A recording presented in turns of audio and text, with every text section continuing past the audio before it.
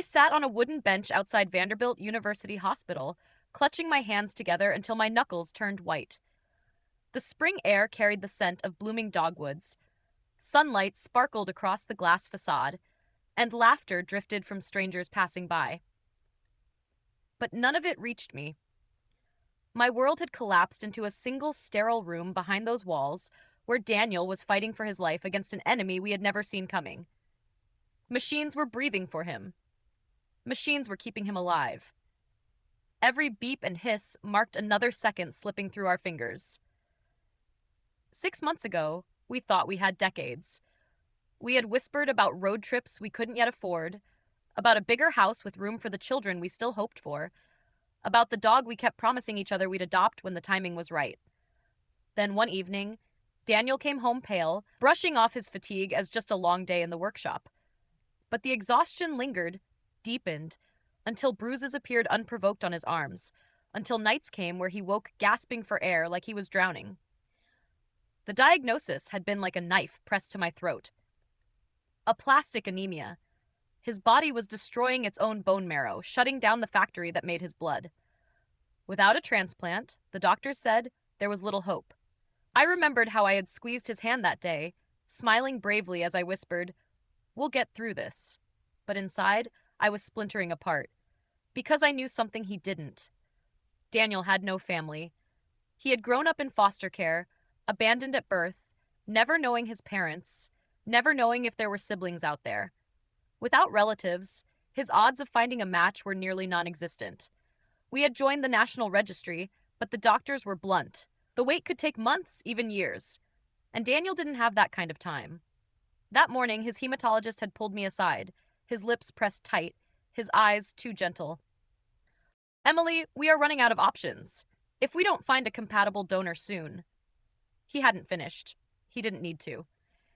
I stumbled outside into the hospital courtyard, desperate for air, desperate for anything that might steady me.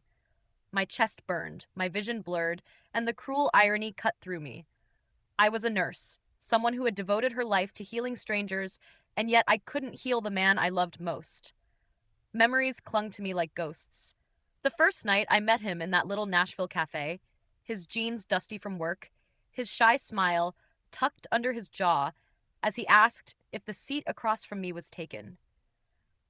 Our wedding day beneath the oak tree, his tears falling unashamed when I walked toward him wearing my mother's pearl earrings. The rocking chair he built me for our anniversary, where we spent evenings rocking side by side, watching fireflies spark against the Tennessee twilight. And the heartbreak.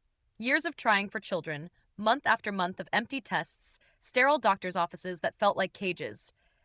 My body had betrayed us both, and I had sobbed into his chest, apologizing, whispering that he deserved a wife who could give him a family. His steady hands had tilted my chin, his eyes burning with certainty. "Emily, I didn't marry you for children. I married you for you. You are my family." That was Daniel, steadfast, selfless, the kind of man who loved without conditions. And now he was slipping away. I bent forward, burying my face in my hands, whispering into the cracks of my despair, "Please, God, don't take him." That was when I heard it. Two nurses stood nearby, their voices casual, sipping coffee as if the world wasn't ending. "You know that guy in ICU? Carter? He looks just like this guy out in Pine Hollow. I swear, it's uncanny." My head snapped up, my breath stilled. "No kidding," the other replied. "That old mechanic, Luke, I think, could be his twin." The words struck like lightning. Pine Hollow. A small mountain town a couple hours east. Derry, could it be coincidence? People resembled each other all the time, but something inside me whispered otherwise. Daniel had once admitted in a hushed voice on our porch that sometimes he thought about searching for his family. But what if they didn't want me then? Why would they want me now? He had buried that ache. But now? Family wasn't a dream. It was life or death. Hope flickered in me, fragile, trembling, but alive. That night I kissed Daniel's forehead as he slept, brushing a strand of hair from his pale skin. His lips curved in the faintest smile. "You look like you're about to take on the world," he teased weakly. "Maybe I am," I whispered, forcing myself not to cry. By dawn, my car was packed. I filed for emergency leave, hugged my boss, and drove away from the city. The streets of Nashville bled into rolling hills, highways thinning into two-lane blacktop, then into cracked country roads bordered by wildflowers. Mist clung to the horizon, blurring the edges of the earth. Every mile felt like a gamble with fate. What if those nurses were wrong? What if Pine Hollow held nothing but disappointment? What if I returned empty-handed and Daniel's time had run out while I chased shadows? But then I saw his face in my mind, his weak smile, the way he whispered prayers when he thought I was asleep, and I tightened my grip on the wheel. I couldn't afford to ask what if. By the time I crossed the wooden bridge into Pine Hollow, my pulse hammered like a drum. The town was as I remembered from nursing school, quaint, slowed, untouched by the rush of cities. Farmers loaded feed sacks into pickups, children pedaled rusty bicycles along dusty streets, an old woman swept her porch with a humming tune. I parked outside the general store, its paint peeling, the Coca-Cola sign faded. Inside, the air smelled of coffee and paper.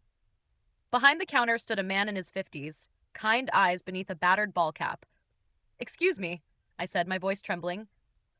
I slid Daniel's photo across the counter. "I'm looking for someone. I don't know his name, but people say he looks like this." The man's eyes widened instantly. "Well, I'll be damned. You're probably talking about Luke Henderson. Lives out by the cornfields on County Road 6. Yeah, he does look like that." My breath caught. "Can you give me directions?"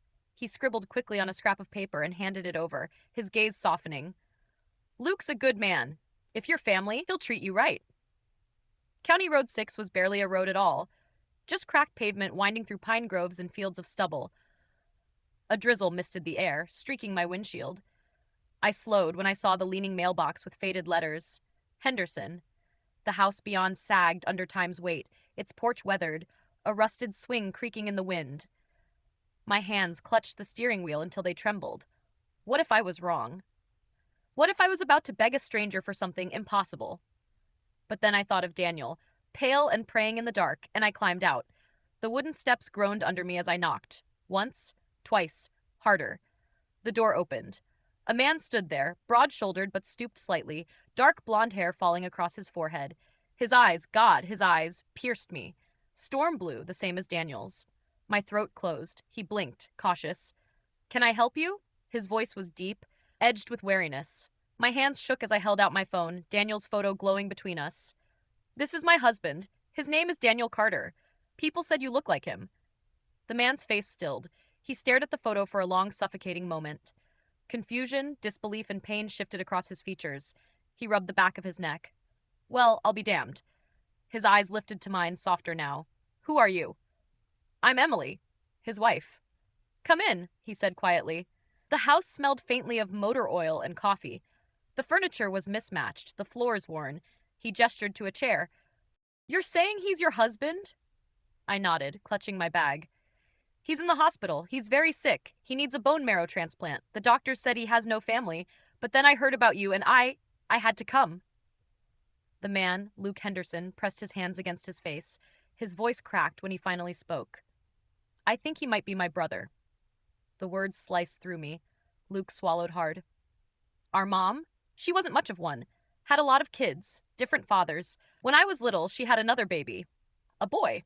Said she wasn't keeping him. Signed the papers at the hospital, left him there. I was too young to stop her, but I never forgot. Always wondered what happened to him. Didn't even know his name until now." Tears blurred my sight. Daniel had spent his life believing he was alone. And here, right in front of me, was the answer. Luke stood abruptly, his decision fierce and immediate. "I'll do it.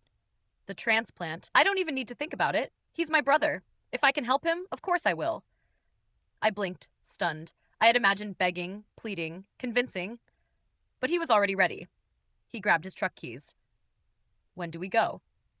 That evening, through sheets of rain, we drove back to Nashville. My car led, his pickup trailing close behind, headlights slicing through the mist. For the first time in months, hope felt solid beneath my feet. When I led Luke into Daniel's room, time folded in on itself. Daniel's eyes widened, his lips parting as if staring into a mirror tilted by fate. Luke's throat worked as he stepped closer. "I think I'm your brother." Tears sprang to Daniel's eyes. "My brother?" He reached out a trembling hand. Luke clasped it firmly. "We'll talk later. But right now, I'm here to save your life." The next hours were a blur of tests and prayers. Doctors whisked Luke away. I paced the waiting room, unable to breathe. When the hematologist returned with a smile, saying, "He's a strong match, one of the best we've seen," my knees nearly buckled. Luke's jaw tightened. "Then let's do it." That night, Daniel and Luke spoke for the first time as brothers. I lingered outside, listening. "I used to dream about having a brother," Daniel whispered. "Thought it was stupid, but here you are." Luke's voice cracked. "I'm sorry I wasn't there." "You don't have to be sorry," Daniel said, gripping his brother's hand. "You're here now. That's all that matters." The transplant was scheduled at dawn. Luke joked with the nurses as they prepped him. "Never thought I'd be giving my bone marrow to a guy I just met yesterday." He then looked at Daniel, his voice soft. "But I'm glad it's him." Daniel's voice trembled. "You're saving me." "No," Luke answered. "You gave me family." The hours crawled. When the doctor finally emerged, her expression calm, she said, "The transplant went smoothly. Now we wait." I rushed to Daniel's side. Warmth had returned to his skin. Color brushed his cheeks. For the first time in months, hope felt real. Days passed. Each morning, I searched for signs, a steadier breath, a firmer grip, a touch more color in his face. Slowly, Daniel grew stronger. Luke never left, sleeping in a pull-out chair down the hall. One night, I brought him coffee and found him watching Daniel through the glass, his eyes wet. "He's really my brother," Luke whispered. Weeks later, Daniel stepped into the hospital garden, sunlight flickering through golden leaves. "I forgot how good fresh air feels," he murmured, squeezing my hand. Soon he was discharged. Luke followed us home in his truck, a permanent presence. Our wooden house felt different now, fuller, like it had been waiting for this reunion. Sunday dinners became a tradition. Luke and Daniel rocked side by side on the porch, trading stories. One night, Luke handed Daniel a worn pocket knife with their father's initials carved into the handle. "It's all I have left of him. I want you to have it." Tears slid silently down Daniel's face. Months passed. His hair thickened again. His laugh filled the house. He began building furniture in the garage, slower but steady. One evening, he revealed a new rocking chair. "For you," he said simply. I sat down, tears blurring my sight as the chair creaked warmly beneath me. On a golden evening, Daniel and I walked near Pine Hollow, hand in hand, watching Luke laugh with a child on his shoulders. "I used to think being an orphan meant I'd always be alone," Daniel whispered. "But I was wrong. I have you. And now I have him." I pressed his hand, my chest swelling. Family isn't always about blood, but sometimes it is, and it's beautiful. That night, by the bonfire behind Luke's house, the flames casting light on our faces, I leaned my head on Daniel's shoulder as Luke told stories of a childhood Daniel had never known. And I thought, this is what healing feels like. Our story had begun in despair, but it didn't end there. It ended with family, with second chances, with a brother found, and a life renewed. Sometimes life gives you exactly what you need, just when you're about to lose hope.